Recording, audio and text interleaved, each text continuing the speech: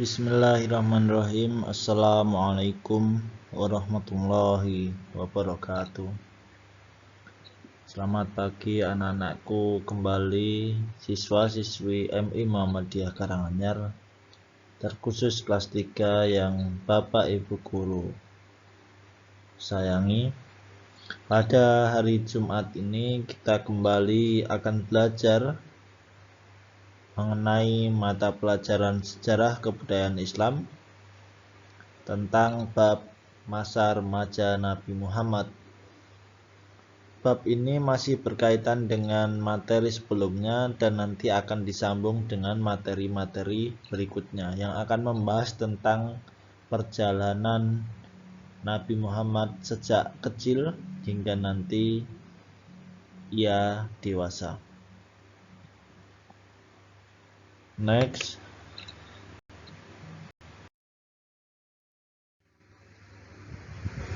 Masa remaja Nabi Muhammad dilalui bersama dengan pamannya bernama Abu Thalib.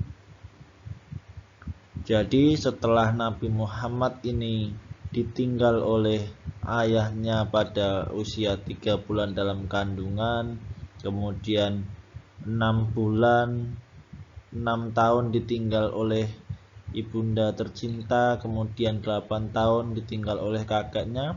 Akhirnya Nabi Muhammad ini bersama dengan pamannya yang bernama Abu Thalib. Sejak usia 8 tahun hingga kisaran usia 25 tahun. Nabi Muhammad menjadi seorang pribadi atau remaja yang tangguh bersama dengan didikan pamannya. Adapun beberapa peristiwa atau kejadian yang pernah dialami Nabi Muhammad saat bersama dengan pamannya. Yang pertama, menggembalakan ternak.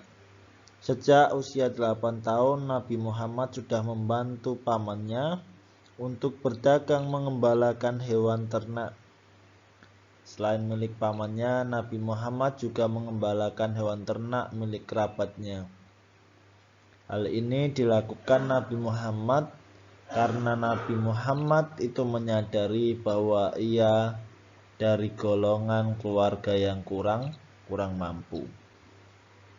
Sehingga dengan adanya kegiatan mengembalakan ternak, Nabi Muhammad mendapatkan upah sehingga dapat membantu pamannya dalam mencukupi kebutuhan sehari-hari. Selain itu, Nabi Muhammad berpikir bahwa dengan mengembalakan hewan ternak, Nabi Muhammad mampu merenungkan suatu permasalahan-permasalahan yang terjadi di sekitar Mekah pada saat itu. Jadi, di saat Nabi Muhammad melakukan kegiatan mengembala ternak, Nabi Muhammad mencari solusi ataupun menghindari dari urusan keduniawian untuk mencari solusi terbaik mengatasi permasalahan masyarakat Mekah pada saat itu, yaitu masalah utamanya tentang banyak masyarakat yang masih menyembah berhala.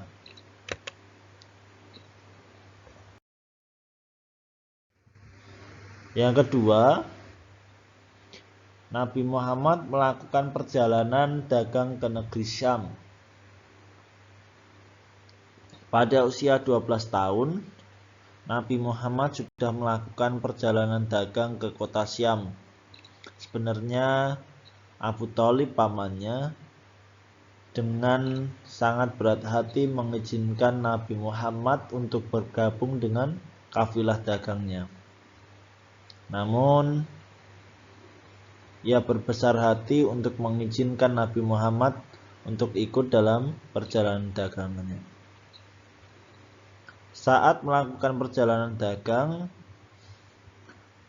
di situ muncul pula tanda-tanda kenabian Nabi Muhammad. Dan pada saat perjalanan dagang pula, ia bertemu dengan seorang ahli kitab Injil dan ahli kitab Taurat yang bernama Rohib Buhairo. Nanti kita akan bahas di bawah materi bawahnya. Yang ketiga adalah meninggalkan tradisi buruk. Pada usia muda, Nabi Muhammad berada di lingkungan yang pada zaman itu lingkungan yang disebut dengan lingkungan jahiliyah. Banyak kerusuhan, banyak kegiatan yang bersimpangan dengan ajaran-ajaran agama Islam. Namun Nabi Muhammad tidak terbawa arus. Ia mampu menjadi pembeda,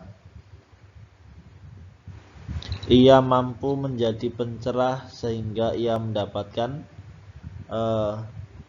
julukan Al-Amin karena ia mampu dipercaya dari setiap omongan apa yang dikatakannya. Kemudian yang keempat adalah mengikuti perang Fijar. Perang Fijar merupakan perang suku Quraisy dan perang suku Hawazin.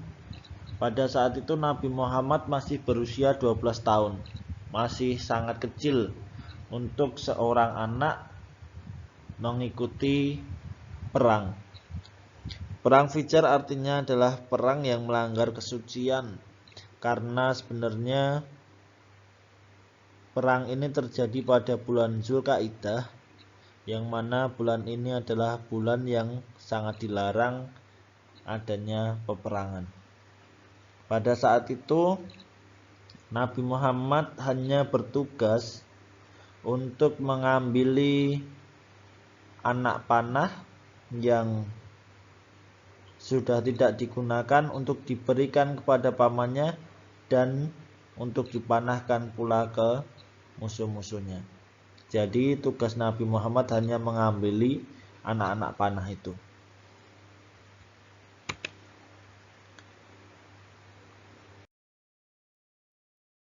Kemudian kita akan membahas tentang tadi yang Pak Guru sampaikan di awal bahwa Nabi Muhammad dan Abu Thalib bertemu dengan Rohib Buhairo ketika perjalanan dagang ke kota Syam. Pada saat usia 12 tahun, Abu Thalib mengizinkan Nabi Muhammad untuk ikut dalam kafilah dagang bersamanya ke kota Syam. Perjalanan tersebut dilakukan pada musim panas, yang mana pada musim panas tersebut nampak tanda kenabian Nabi Muhammad bahwa dari setiap langkah kakinya Nabi Muhammad selalu dinaungi awan yang melindungi Nabi Muhammad dan rombongan dagang dari panas teriknya matahari. Tak hanya itu, Nabi Muhammad ketika berjalan, seluruh makhluk yang ada di sekitarnya seperti pohon, batu, itu tunduk dan patuh kepada Nabi Muhammad. Hal tersebut diketahui oleh ahli kitab tadi yang bernama Rohib Buhairo. Kemudian akhirnya Rohib tersebut menghampiri pamannya Nabi Muhammad, Abu Thalib, dan mengatakan, "Jagalah anak ini karena saya yakin ia merupakan nabi yang diutus Allah terakhir di umat di dunia ini." Dengan adanya wasiat tersebut atau pesan tersebut, bertambah tanggung jawab yang di pundak Abu Thalib untuk menjaga Rasul atau Nabi terakhir, yaitu Nabi Muhammad Shallallahu Alaihi Wasallam.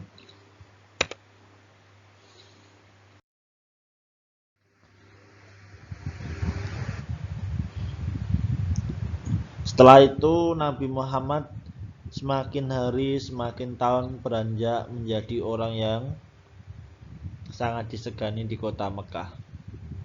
Tak hanya itu pula, masyhur namanya sehingga ia dikenal dalam keahlian dagangnya oleh seorang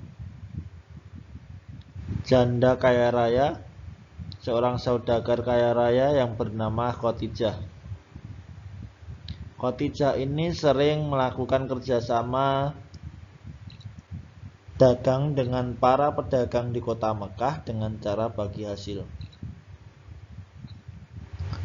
Dengan mendengar hal tersebut, kemudian akhirnya Khadijah ini mengutus pembantunya yang bernama Maisarah untuk menawarkan kerjasama dagang kepada Nabi Muhammad. Akhirnya Nabi Muhammad pun menerima tawaran dagang dari Khadijah. Akhirnya dalam setiap perjalanan dagang Nabi Muhammad ke kota Syam selalu dibantu oleh Maisarah. Perjalanan dagang ataupun dagang yang dilakukan Nabi Muhammad ini semakin hari semakin menambah hubungannya kepada para pedagang lain, atau relasinya semakin hari semakin banyak.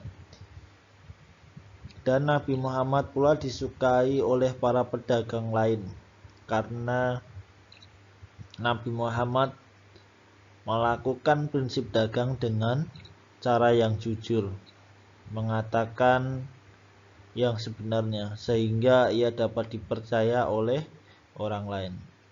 Dengan adanya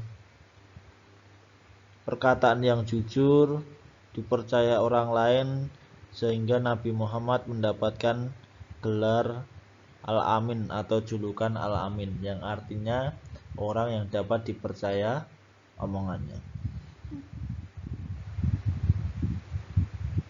Cukup sekian pembahasan kita pada hari ini. Nanti akan dilanjut pada materi masa dewasa Nabi Muhammad, dari Nabi Muhammad melakukan kerjasama, kemudian Nabi Muhammad menikah dengan Khadijah, kemudian Nabi Muhammad mempersatukan bangsa dan lain sebagainya. Anak-anak bisa membaca buku paket kalian mulai dari halaman 74 sampai dengan halaman 78. Banyak-banyak membaca referensi sehingga anak-anak bisa memahami apa yang Pak Guru sampaikan, dan anak-anak bisa mempelajari pula dari buku yang kalian punya. Cukup sekian, kurang lebihnya mohon maaf. Semoga anak-anak selalu diberikan kesehatan sehingga dapat bertemu Bapak Ibu guru ketika di sekolah. Wassalamualaikum warahmatullahi wabarakatuh.